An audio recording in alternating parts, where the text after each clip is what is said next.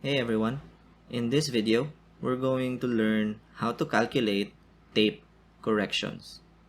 Now when we measure distances by tape, there will be inherent systematic and random errors that go along with it. Now as good surveyors, of course, it is our job to calculate those errors and apply them to our measurements. So when we measure, a tape can either be too short or too long. How then do we apply our corrections?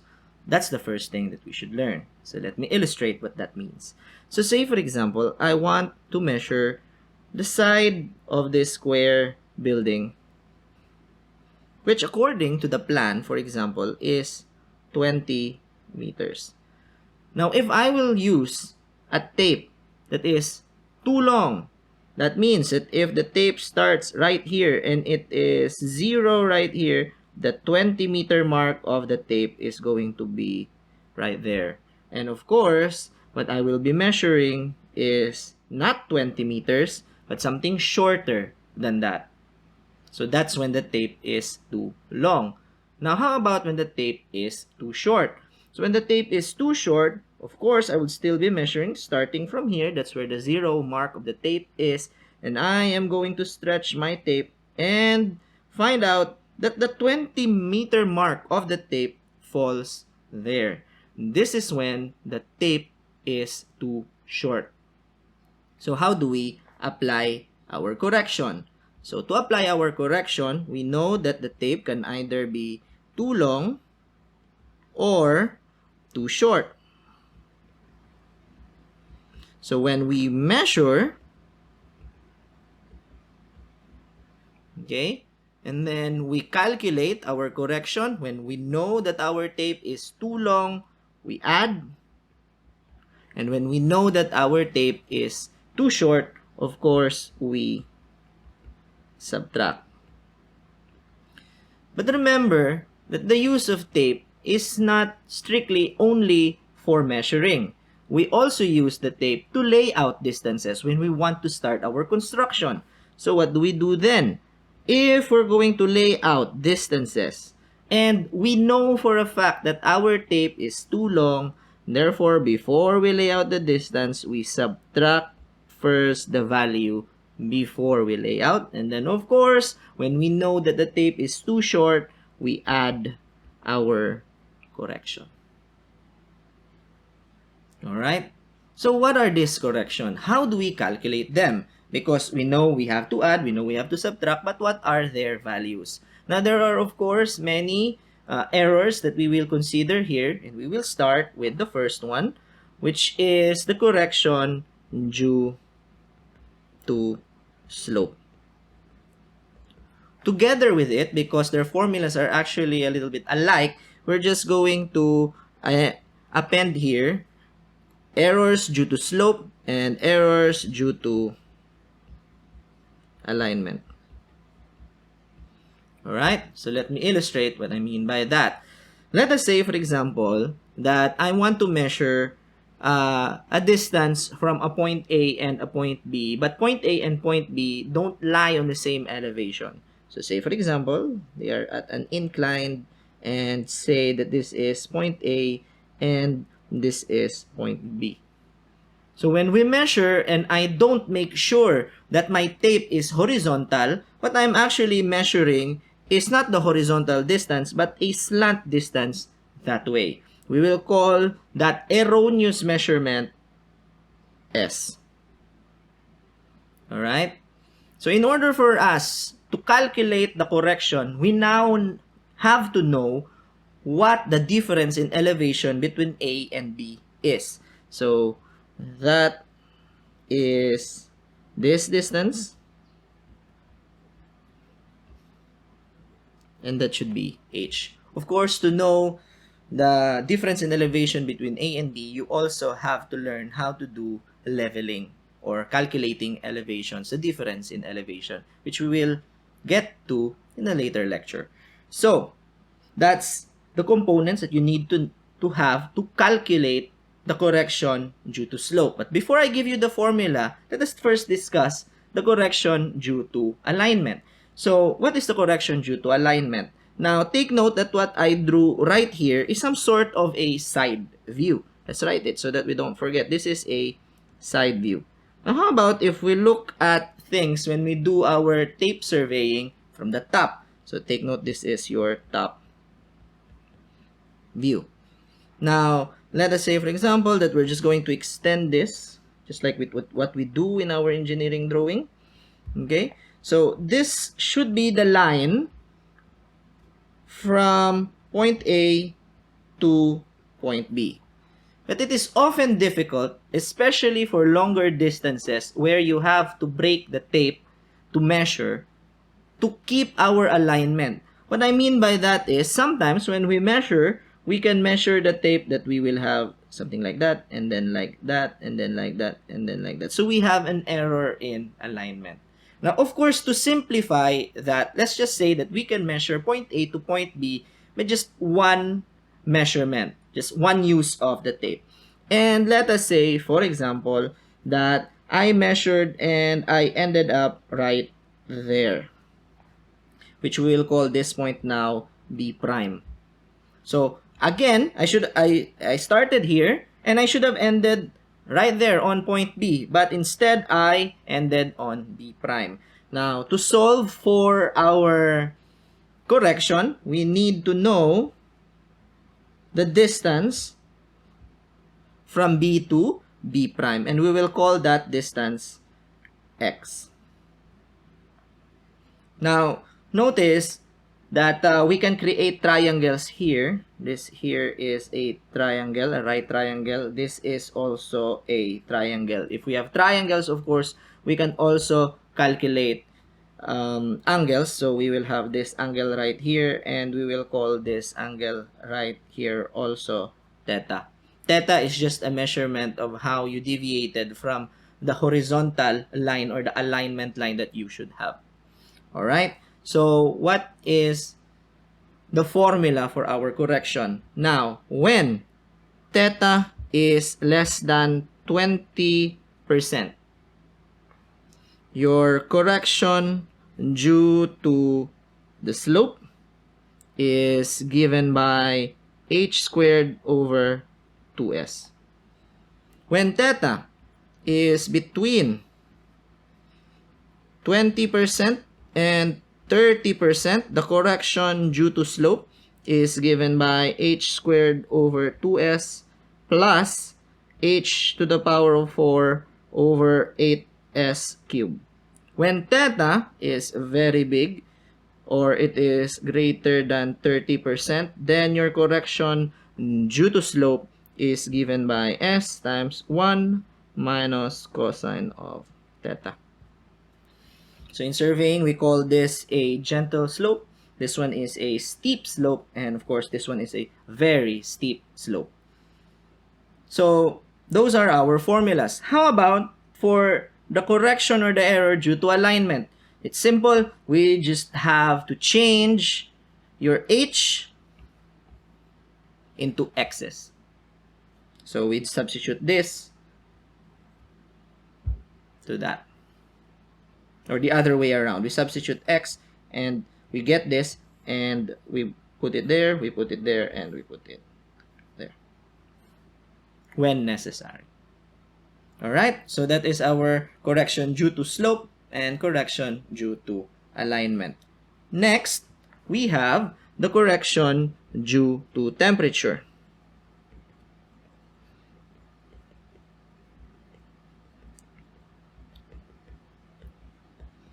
For the correction due to temperature, we go back to our physics for the formula for linear strain due to thermal expansion. So our formula for that is strain is given by alpha times delta T. Now take note here that we can also write it like this. This is equal to alpha times delta T. Or we can write that delta L is equal to alpha times L times, we can use here T sub 2 minus T sub 1. Now, for consistency's sake, because we are using C as the variable for our correction, we're going to rewrite this such that the correction due to temperature is just given by C meaning the coefficient due to linear expansion. We have L, the measured length, and this is T minus T sub S. So what are these components? Ct is the correction due to temperature. C is the coefficient of thermal expansion. L is the measured length. We will T sub S. T sub S is the temperature that is suggested by the manufacturer that you use during your surveying, because it is the temperature when the tape was manufactured. But of course, we cannot use what the manufacturer suggests all the time. So we have another T here, the actual temperature when we did our survey. So that's your formula for the correction due to temperature. Next up, we have the correction due to tension or pull.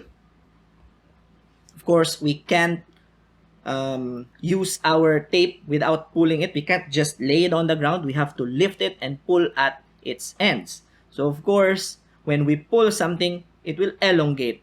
All objects will follow that rule. So that's how we quantify the strength of materials, by the modulus of elasticity. Saying that, we must use again from our physics the concept of elongation, where the elongation is given by the formula P times L over A times E. And again, for consistency, I'm just going to write here the correction due to pull is given by P minus P sub S times L over A E. So what are the parts of this formula? Notice that we changed it from just P to P minus P sub S. Remember that the manufacturer expects us to pull it. If it elongates, it becomes standard in length. If we pull it any more, then it will elongate, or if we pull it less, it will shorten. So what we need is to calculate the difference again between the pull or the tension that we used during our survey and the pull or tension suggested by the manufacturer of the tape. L here, of course, is still the measured length. A is the cross-sectional area of your tape. And E is the modulus of elasticity. So we have here the correction or the error due to temperature and our error or correction due to tension and pull. The last one that we need to study is the correction due to sag. So, in an ideal state, we want that when we measure from point A to point B, that our tape will look like this. It will be straight. But no matter how hard we pull on it, especially for very long distances, our tape is going to sag. Like so. Meaning that our measurements become larger. Meaning our tape is shorter. The tape is too short when there is sag. So therefore, because it is too short, when we are measuring, we need to subtract. We can review that from the first page later. So what is the formula for the correction or error due to sag? So the correction due to sag is given by W squared L cubed over 24P squared. What are the components of this formula? W here, the small letter W, is the unit weight of your tape. L, of course, is the measured length. And P is the pull that we used during our survey. Now, if we know the total weight of our tape, we can simplify this formula and we can just say that this is equal to W squared L over 24P squared. Please take note that the big W there is just equal to the unit weight times the length. But I personally often use just this because I know the unit weight of the tape, or it is indicated in the tape itself. So those are our corrections. So of course, we just need to follow, if we will review, our standard here, that when we measure and we know that the tape is too long, we add. If it is too short, we subtract. When we lay out, we need to subtract when the tape is too long, and we need to add if the tape is too short. We just have to follow this. It's very easy to follow. So let's have an example for this. Say, for example, I have a tape which have the following properties. So the coefficient of thermal expansion is given by 1.16. This is times 10 to the power of -5 for every degree Celsius. We have the standard temperature is 20 degree Celsius. The standard tension or pull is 5 kilograms. We have the modulus of elasticity is 2 times 10 to the power of 6. This is kilogram per centimeter squared. We have the cross-sectional area of your tape, which is 0.03. This is centimeter squared. And we have the unit weight of the tape. This is 0.05 kilograms per meter. Now, assuming that during our survey, the temperature is 35 degrees Celsius and the pull that we used is 4 kilograms. Now, in order for us to measure this, the pull on the tape, we need to use devices such as springs so that we can measure. All right? Spring balances. Here it is. We need to use spring balances so that we can measure the pull. All right? So, what other things do we need to consider? What other data do we need from the survey? So, we need to find out if there is a need for us to correct due to slope and due to alignment. So, again, we will draw here. Let us say, for example, that this is your the profile of our surface, and this is from point A to point B. Take note, this is still our side view. And let us say, for example, that they measure the slant distance to be 34.213 meters. And the difference in elevation here is 0.545 meters. Now, for our top view, okay, so we will have that this is supposed to be our alignment, but we ended, say, for example, somewhere there, such that this is A, this is B, and this is B prime. Of course, this is our 34.213 meters, and the distance from here to there is 0.251. This is in meters. So, we can now solve our total correction for this survey. So, first, we have the correction due to the slope, C sub h. This is given by the formula h squared over 2s. So, this must be equal to h, which is the difference in elevation between points A and B. It was 0.545. This is squared divided by 2 times the slant distance, which is 34.213. I will calculate that later. Next, the correction due to alignment. Take note, we just have to change h to x. So the formula is just x squared over 2s. This is equal to 0.251 squared divided by 2 times 34.213. Next, the correction due to temperature. The formula is the coefficient of thermal expansion times the length times quantity, the temperature during our survey, minus the temperature or the standard temperature.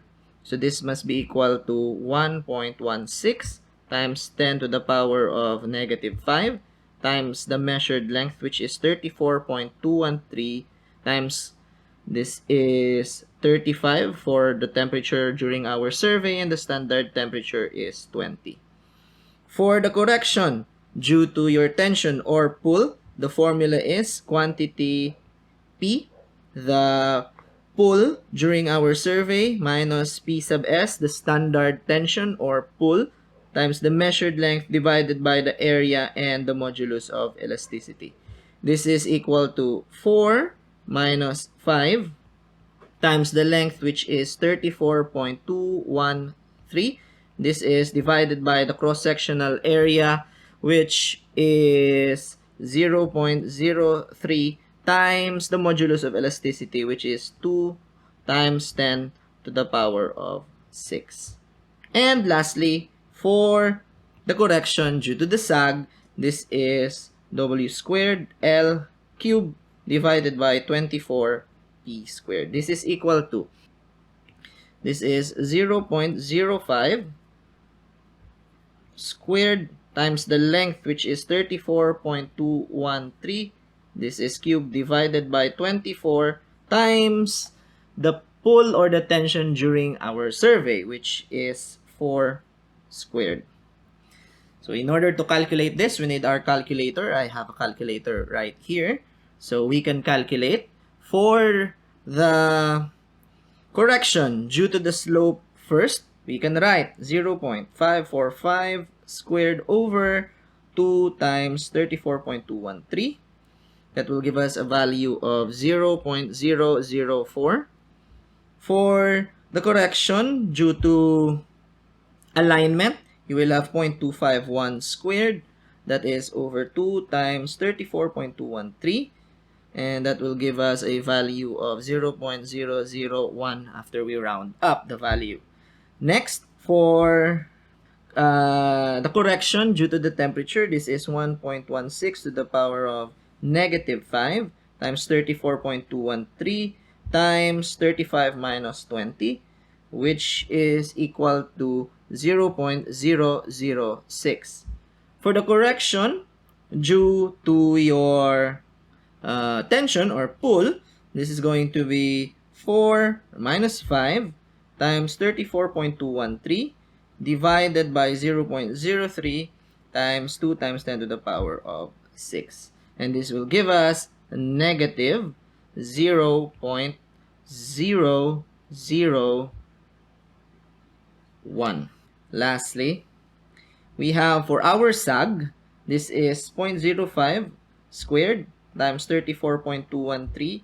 This is cube times 24 times 4 squared. This will give us 0.261. Alright, so let's get our calculator out of the way. Let us review what values did we get. So, for our correction due to slope, we have 0.04. That's 4 millimeters. For your correction due to alignment, you have 1 millimeter, or that's 0.001. This is actually all in meters, by the way. Forgot to write. Let's just put the units so that we don't forget. Alright. So we have, for your temperature, the correction due to temperature, we have 6 millimeters or 0.006 meters. For your correction due to the pull, notice that it is negative because we used a lesser pull or tension than the standard pull or tension that was suggested by the manufacturer of the tape. And lastly, we have the correction due to sag, which is 261 millimeters or 26 centimeters or 0.261 meters. Now, before we move on, take note that when we correct due to sag, we have to subtract all the time when we measure. Why? Because sagging makes our tape too short. And from our guide at the beginning, we know that when we measure, when our tape is too short, then we need to subtract. So for simplicity's sake, I will put a negative sign right here, a negative sign right here, and ultimately a negative sign right there as well.